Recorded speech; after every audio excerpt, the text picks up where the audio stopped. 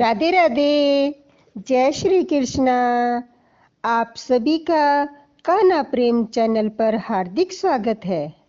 आज के इस पावन वीडियो में हम जानेंगे षष्ठ तिला एकादशी व्रत कथा, जो भगवान श्री विष्णु को अत्यंत प्रिय एकादशी मानी जाती है। माघ मास के कृष्ण पक्ष में आने वाली यह एकादशी विशेष रूप से तिल, तिलकुट, तिल दान, तिल स्नान के महत्व के लिए जानी जाती है। शास्त्रों के अनुसार षष्ठ तिला एकादशी का व्रत करने से पापों का नाश होता है, दरिद्रता दूर होती है और जीवन में सुख समृद्धि का वास होता है। इस दिन श्रद्धा भाव से भगवान विष्णु की पूजा करने से मनोकामनाएं पूर्ण होती हैं और मोक्ष का मार्ग खुलता है। तो चलिए कान्हा प्रेम के साथ इस पावन षष्ठ तिला एकादशी व्रत कथा को ध्यान पूर्वक सुनते हैं और भगवान विष्णु की कृपा प्राप्त करते हैं। एक समय दालभ्य ऋषि ने पुलस्त्य ऋषि से पूछा, हे महाराज, पृथ्वी लोक के मनुष्य ब्रह्म हत्या आदि महान पाप करते हैं। प्राय धन की चोरी तथा दूसरों की उन्नति को देखकर ईर्ष्या करते हैं। साथ ही अनेक प्रकार के व्यसनों में फंसे रहते हैं, फिर भी उनको नरक प्राप्त नहीं होता। इसका क्या कारण है? वह न जाने कौन सा दान पुण्य करते हैं जिनसे उनके पाप नष्ट हो जाते हैं। यह सब कृपा पूर्वक आप कहिए। पुलस्त्य मुनि कहने लगे, हे महाभागे, आपने मुझसे अत्यंत गंभीर प्रश्न पूछा है। इससे संसार के जीवों का अत्यंत भला होगा।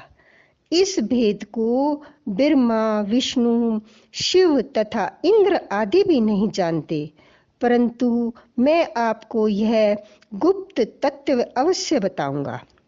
माघ मास के लगते ही मनुष्य को स्नान आदि करके शुद्ध रहना चाहिए और इंद्रियों को वश में करके तथा काम, क्रोध, लोभ, मोह, अहंकार, ईर्ष्या और द्वेष आदि का त्याग करके भगवान का स्मरण करना चाहिए। पुष्य नक्षत्र में गोबर, कपास, तिल मिलाकर उसके कंडे बनाने चाहिए। उन कंडों से 108 बार हवन करना चाहिए और उस दिन मूल नक्षत्र तथा एकादशी तिथि हो तो अच्छे पुण्य देने वाले नियमों को ग्रहण करें।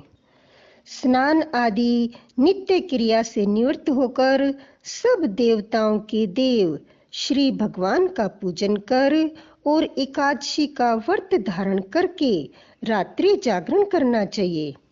उसके दूसरे दिन धूप, दीप, नैवेद्य आदि से भगवान का पूजन करके खिचड़ी का भोग लगावें। तत्पश्चात पेठा, नारियल, सीताफल या सुपारी सहित अर्घ देकर स्तुति करनी चाहिए। भगवान, आप दीनों की शरण देने वाले, इस संसार सागर में फंसे हुओं का उद्धार करने वाले हैं। हे पुंडरीकाक्ष, हे विश्व भावन, हे जगतपते, आप लक्ष्मी सहित इस तुच्छ अर्घ को ग्रहण करें। इसके पश्चात जल से भरा हुआ घड़ा ब्राह्मण को दान करें तथा ब्राह्मण को व्याम, गो और तिल पात्र देना भी उत्तम है। तिल स्नान और भोजन दोनों ही श्रेष्ठ है। इस प्रकार जो मनुष्य जितने तिलों का दान करता है उतने ही 1000 वर्ष स्वर्ग में वास करता है। तिल स्नान, तिल का उपटन, तिल का हवन, तिल का तर्पण, तिल का भोजन, तिलों का दान, ये तिल के 6 प्रकार के प्रयोग करने के कारण यह षष्ठ तिला एकादशी कहलाती है। इस व्रत के करने से अनेक प्रकार के पाप नष्ट हो जाते हैं। इतनी कथा कहकर पुलस्त्य ऋषि कहने लगे कि अब मैं इस षष्ठ तिला एकादशी की कथा तुमसे कहता हूँ। एक समय नारद जी ने भगवान विष्णु से यही प्रश्न किया, तो भगवान ने षष्ठ तिला एकादशी का महात्म्य नारद जी को सुनाया। सो मैं तुमसे कहता हूँ। नारद जी कहने लगे, हे भगवान, षष्ठ तिला एकादशी का क्या पुण्य होता है और इसकी क्या कथा है, सो मुझसे कहिए। भगवान कहने लगे, हे नारद, मैं तुमसे आंखों देखी सत्य घटना कहता हूँ। तुम ध्यान पूर्वक सुनो। प्राचीन काल में मृत्युलोक में एक ब्राह्मणी रहती थी। वह सदैव व्रत करती रही। उससे उसका शरीर अत्यंत दुर्बल हो गया।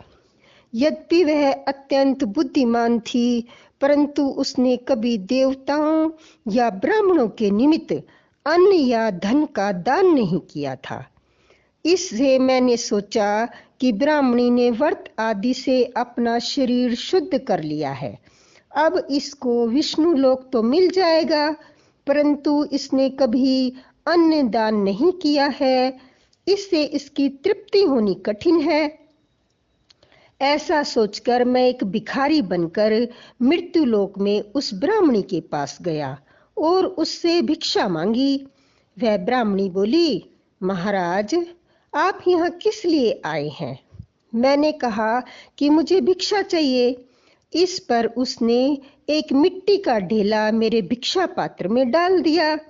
मैं उसे लेकर स्वर्ग में लौट आया। कुछ समय पश्चात वह ब्राह्मणी भी शरीर त्याग कर स्वर्ग में आ गई। उस ब्राह्मणी को मिट्टी का दान करने से स्वर्ग में सुंदर महल मिला, परंतु उसने अपने घर को अन्न आदि सब सामग्रियों से शून्य पाया। घबराकर वह मेरे पास आई और कहने लगी, भगवान, मैंने अनेकों व्रत आदि से आपकी पूजा की, परंतु फिर भी मेरा घर धन अन्न आदि से शून्य है। इसका क्या कारण है? मैंने कहा कि पहले तुम अपने घर जाओ, वहां देव स्त्रियां तुम्हें देखने आएंगी। उनसे षष्ठ तिला एकादशी का पुण्य और विधि सुन लेना, तब द्वार खोलना। मेरे वचन सुनकर वह अपने घर गई। जब देव स्त्रियां आई और द्वार खोलने के लिए कहा, तो ब्राह्मणी बोली, आप मुझे देखने के लिए आई हैं, तो षष्ठ तिला एकादशी का महात्म्य कहिए। उसमें से एक देव स्त्री कहने लगी कि मैं कहती हूँ। जब ब्राह्मणी ने षष्ठ तिला एकादशी का महात्म्य सुन लिया, तब उसने द्वार खोला। देव कन्याओं ने उसको देखा कि वह न तो असुरी है, न गांधर्वी है, वरन पहले हमारे जैसी एक मानुषी है। उस ब्राह्मणी ने भी उनके कथनानुसार षष्ठ तिला एकादशी का व्रत किया। इसके प्रभाव से वह सुंदर और रूपवती हो गई और उसका घर अन्न आदि समस्त सामग्रियों से युक्त हो गया। अतः मनुष्य को मूर्खता त्याग कर षष्ठ तिला एकादशी का व्रत और लोभ न कर तिल आदि का दान करना चाहिए। इससे दुर्भाग्य, दरिद्रता तथा अनेक कष्ट दूर होकर उनको मोक्ष की प्राप्ति होती है। इस दिन तिल का हमें दान करना चाहिए, तिल का भोजन ग्रहण करना चाहिए और तिल का ही भगवान को भोग लगाना चाहिए। बोलो विष्णु भगवान की जय, लक्ष्मी माता की जय।